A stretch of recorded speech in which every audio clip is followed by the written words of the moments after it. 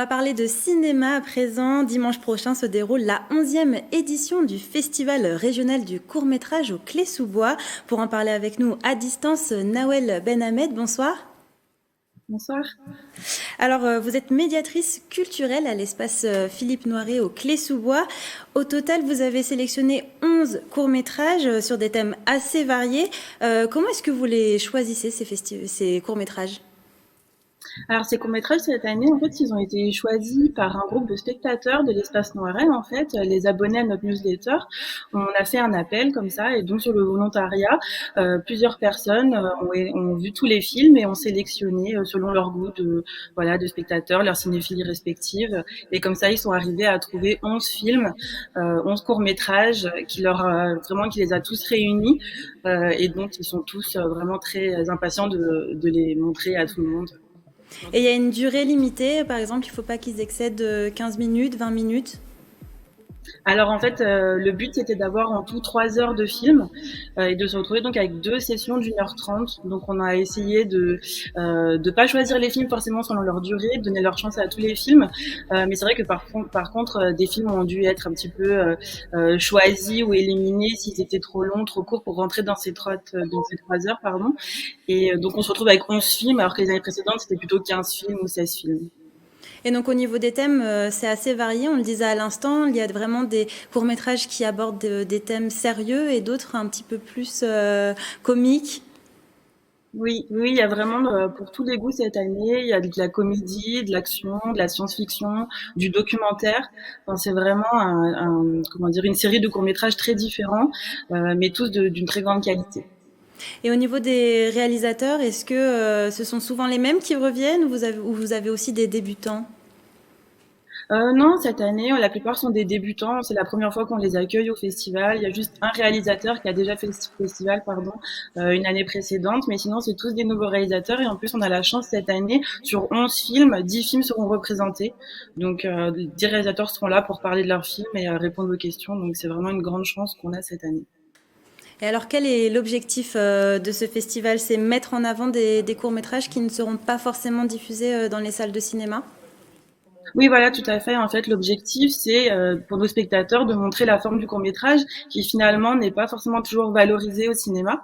Donc l'idée, c'est vraiment de pouvoir faire découvrir à nos spectateurs une nouvelle forme de film et aussi des nouveaux réalisateurs, les faire émerger et participer aussi à développer leur carrière. Est-ce qu'il y a un court-métrage qui vous a marqué plus qu'un autre, vous? Oui, moi, il y a un court-métrage qui est Livre interdit. C'est un documentaire, en fait, sur une librairie en Slovénie qui accueille tous les livres interdits à travers le monde. Tous les livres qui sont censurés, ils sont rassemblés, pardon, dans cette librairie.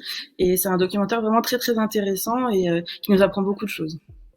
Et alors cette année, le festival est sous la présidence de l'acteur et metteur en scène Alexis Michalik. C'est un honneur pour vous, une fierté?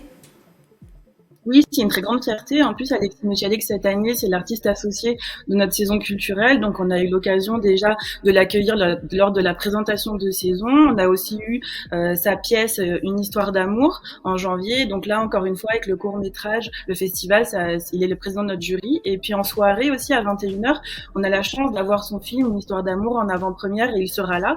Il reste après le festival pour présenter son film et aussi lors du débat après le film. Donc, c'est à 21h la séance. Et donc vous le disiez tout à l'heure, il y a deux sessions qui sont prévues. Une première session pour diffuser les 6 premiers courts-métrages, et ensuite une deuxième session pour le restant. Et au milieu, en fait, il y a un temps d'échange avec les réalisateurs. Ouais, tout à fait. En fait, à la fin de chaque session, on garde un petit temps d'échange avec les réalisateurs, ensuite une pause qui permet quand même au public de respirer parce qu'on se rend compte que 3 heures de visionnage, ça peut être intense. Donc après cette pause, on repart sur une deuxième session et encore une fois, après l'interview de réalisateurs, sachant que les réalisateurs seront là aussi pour répondre informellement lors de la pause au bar, etc., pour échanger avec les spectateurs. Et donc à la toute fin, au final de ces 3 heures de visionnage, on vote pour le court-métrage favori du jury. De qui il est composé, le jury, cette année? Alors le jury est composé de plusieurs personnes, de professionnels de la culture, donc Alexis Michalik, évidemment, qui est le président du jury. Il est aussi composé d'Aïda Zardeh, qui en fait est une metteuse en scène et qui est à l'origine de la pièce Poupée Persane qu'on diffuse la veille et qui travaille, qui est dans le cercle aussi d'Alexis Michalik, ainsi que Régis Vallée, qui est un comédien. Et puis aussi, nous avons Mme Plassard, qui est l'élu de la culture des Clés-sous-Bois, qui participe au jury. Donc ça permet vraiment d'avoir différents points de vue pour choisir les 3 films préférés du jury, ce qui ne sera pas évident, j'en suis sûre. Et donc au total, il y a 6 trophées à gagner. 6 trophées, il y a 2 trophées, un du meilleur comédien, meilleure comédienne, les 3 prix du jury et le prix du public, puisque les spectateurs peuvent voter pour leur court-métrage favori. Alors justement, comment ça va se passer concrètement? Comment est-ce que les spectateurs vont pouvoir voter? Alors quand les spectateurs arrivent, en fait, on leur donne le programme des courts-métrages et à l'intérieur, il y a un petit bulletin de vote qu'ils vont garder précieusement et à la fin de la 2e session, il y aura une urne dans laquelle ils pourront déposer leur bulletin pour donner leur vote. Et est-ce qu'il y a des critères qui font un peu plus pencher la balance, le jeu des acteurs, le scénario, la musique Oui, après, je pense que ça dépend de chaque personne. Chaque personne va vraiment voter selon son affinité pour certains films. Il y a peut-être des thématiques qui vont plaire, comme je vous ai dit, le documentaire, peut-être que ça va plaire. Après, il y a d'autres personnes qui vont peut-être, en effet, être par rapport au jeu d'acteur. À chaque fois, c'est une surprise, donc on ne sait pas. Chacun vote avec son propre avis. Eh bien, merci beaucoup Nawel Benhamen d'avoir répondu à nos questions.